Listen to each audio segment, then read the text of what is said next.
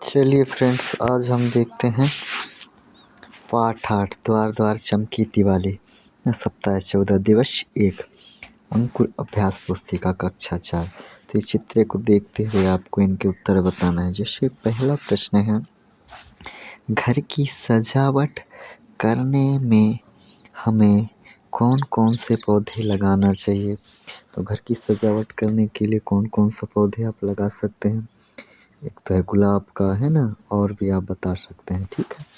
दूसरा प्रश्न पूछ रहा है, ऐसे कौन से पौधे होते हैं जो दिवाली या अन्य पूजन के कार्य में उपयोग किए जाते हैं। तो आपको बताना है कौन से पौधे होते हैं जिनकी दिवाली या अन्य पूजन के कार्य में किया जाता है। घरों में या आसपास के परिवेश में किन किन अवसरों पर पेड़ पौधों की पूजा की जाती है।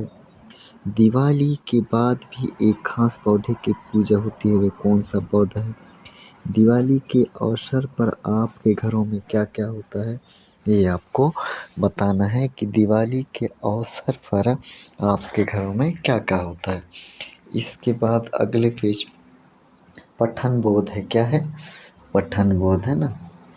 तो पठन बोध में दी गई कविता के सरलीकृत अंश को पढ़िए। तो इसको आपको पढ़ना है।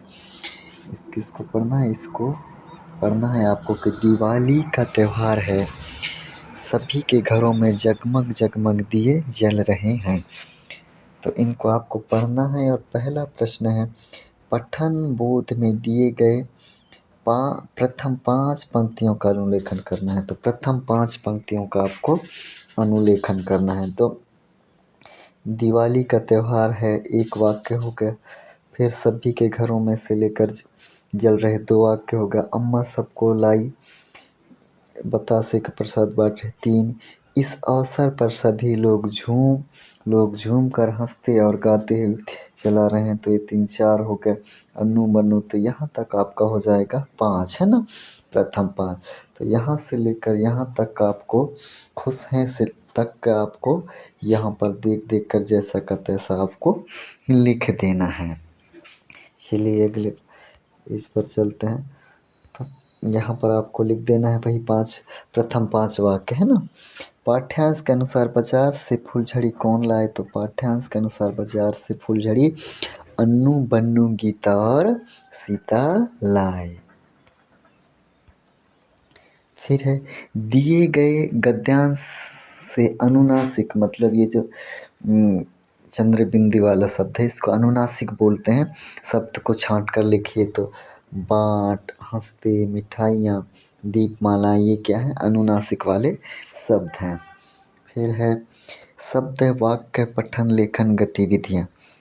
तो वाक्यों को पढ़िए और उदाहरण के अनुसार उचित स्थान पर युग्म शब्द पर, युग्म मतलब जोड़ा वाले शब्द है ना, युग्म मतलब होता है जोड़ा।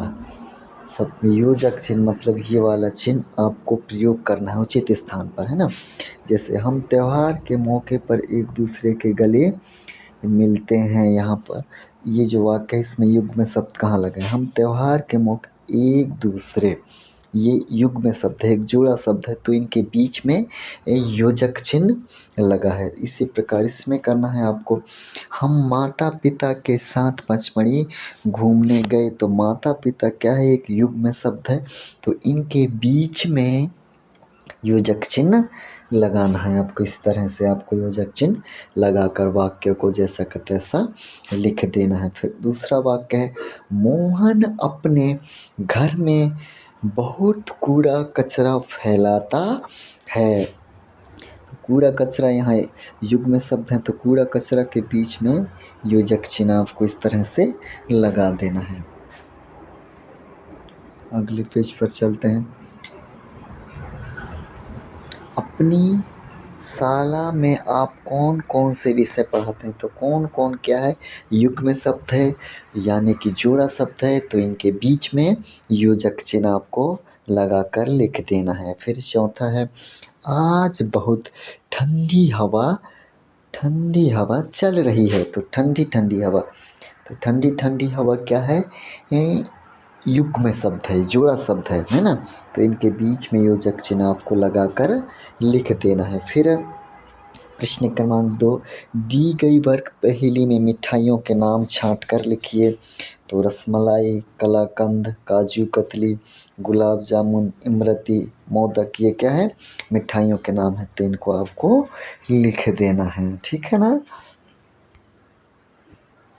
धारा प्रवाह पठन, आओ मिलकर अलग जगाएं, प्रदूषण को दूर भगाएं, संदेश हम जन जन तक पहुंचाएं, प्रदूषण मुक्त वातावरण बनाएं, कूड़ा कचरा ना फैलाएं, धरती माँ को स्वच्छ बनाएं, गंदगी से पड़ोस मुक्त कराएं, घर घर सफाई का अलग जगाएं। तो दी गई कविता किससे संबंधित है? तो स्वच्छता से संबंधित है, प्रदूषण को दूर करने से संबंधित है ना। आप अपने आसपास की गंदगी को मुक्त करने के लिए क्या करेंगे? तो क्या करेंगे आप? आसपास के कचरा को क्या करेंगे? इकट्ठा नहीं होने देंगे, है ना, और इधर उधर नहीं फैलाने देंगे, ठीक है।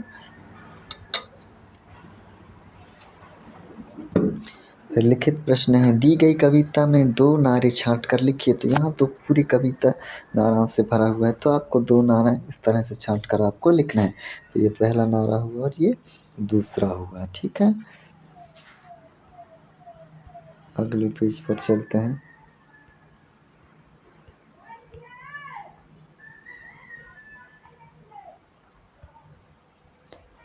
दी गई कहानी को आगे बढ़ाना है।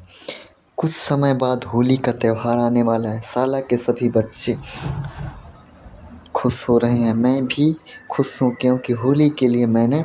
तो इसके बाद आप इस कहानी को आगे बढ़ा सकते हैं, अपने अनुसार बढ़ा सकते हैं। ये लिखा है उसी को आप देखकर लिख सकते हैं, ठीक है ना। फिर स्वतंत्र पठन में एक ये पोस्टर दिया गया है, ठीक है।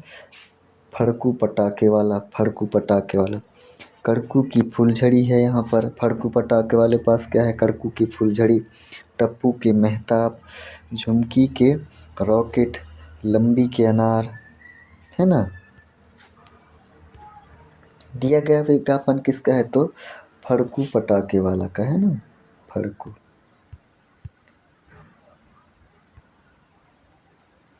तो फड़कू पटाखे वाला काम है, बड़ू लगा लीजिए, है ना, फड़कू पटाखे वाला, ठीक है ना। आपको दिवाली पर कौन कौन सी आतिशबाजी अच्छी लगती है? तो फुलझड़ी, रॉकेट, और क्या क्या आपको अच्छी लगती है वो आपको लिख देना है। हमें बड़ों के साथ आतिशबाजी क्यों चलाना चाहिए? तो हमें बड़ों के साथ आतिशबाजी इसलिए चलाना चाहिए ताकि हमसे कुछ गलत हो जाए तो वे हमारी सहायता कर सकें, है ना। विज्ञापन में कौन कौन से पटाखों के नाम दिए गए हैं? तो फुलझड़ी, अनारदाना, रॉकेट, है ना। तो इसी तरह से पहला डे समाप्त होता है, दिवस पहला, है ना।